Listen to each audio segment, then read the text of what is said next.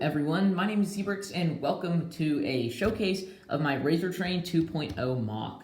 So if you don't know, I made a video a little bit ago, probably about a week or two ago, showcasing the first version of my Razor Train from Half-Life 2 in its sequential games. But I have gone and made some updates to it and a train car to look more accurate, and they will fit well into my upcoming LEGO City. But anyways, let's get right into what I've changed. And first up, the Razor Train itself, the engine. I did some minor color changes here. And I did a little bit of design work back here and fixed up some problems. The engine is no longer able to just slide out freely. It is clipped in. So if I pull off the side here, you can see that there's an actual clip somewhere deep down inside there so that it won't just fall out the back while it's rolling, which is nice. And I changed these plates to black instead of dark bluish gray to give it that more accurate look. So that's the engine and what I've changed with it. Let's put it back on the tracks, actually. I suppose it would look better. There we go. Now let's take a look at this train car, which is very different than before. It's a lot more accurate, and I think it looks a lot better.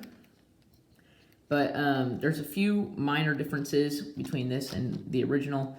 If you don't know, this is just stacked bricks, and there's like window pieces used here for structural. But back here, you can see the panel. Before, it was just like covered with studs. So I fixed that. There's only like 4 or 8 exposed studs on this entire thing now, so it looks a lot better and fits in well with that very smooth look of the Razor Train. But if you, I'm also going to change this to black and cover up these Technic beams, so don't worry about that. But if I open this right here, you can get a look inside here. There's a place to put a single minifigure standing down inside this thing, actually, because this thing's not super tall. And then there is enough room for my small Combine auto gun, which I based off the design from Half-Life 2 Episode 2 in the junkyard. But let me see if I can get that back down in there. Perfect. But it's just general Combine auto gun. There's also a hook up here so you can have a figure hold onto it, or you can have him hold the crowbar up there or some weapons of some sort. It's really meant to have a minifigure like stand in this pit and have one of their arms holding onto that so they look taller. But it's okay. He's fine standing there for now. There's a little bit of space in between each of these just to like maybe put some weapons or something if you really want to, but there's no clips. And like I said, he's just standing in a hole. So yeah, you can see his feet from down there. But anyways, that's that side. I hit the camera, that's okay though. The other side opens up the same way, and you can see how it's attached up here. It's actually on 2 different hinges, so one of them controls this, one of them controls this. So it allows for easier opening, and to close it, just rest it against the studs. It can be finicky sometimes and annoying, but if you get it to stay like this, it looks and works pretty well. So you can just lift that up and put minifigures inside and then drop it back down when you're done.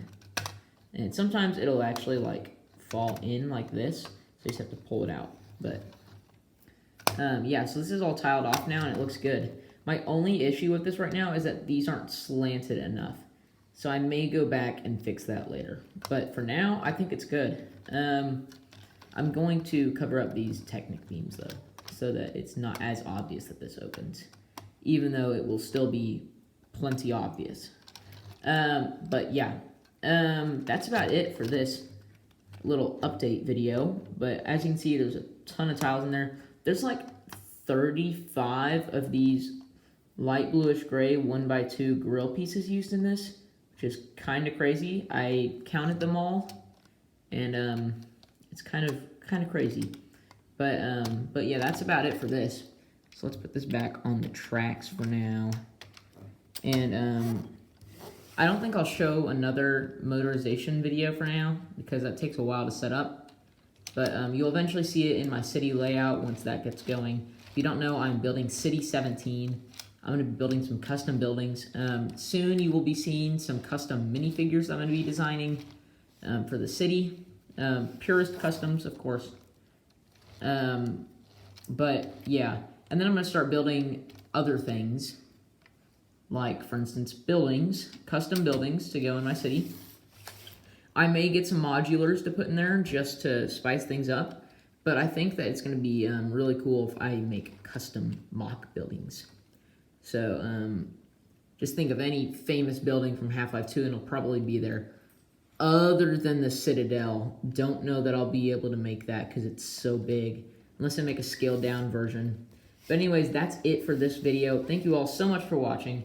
And I will see you all next time. Zbrix out.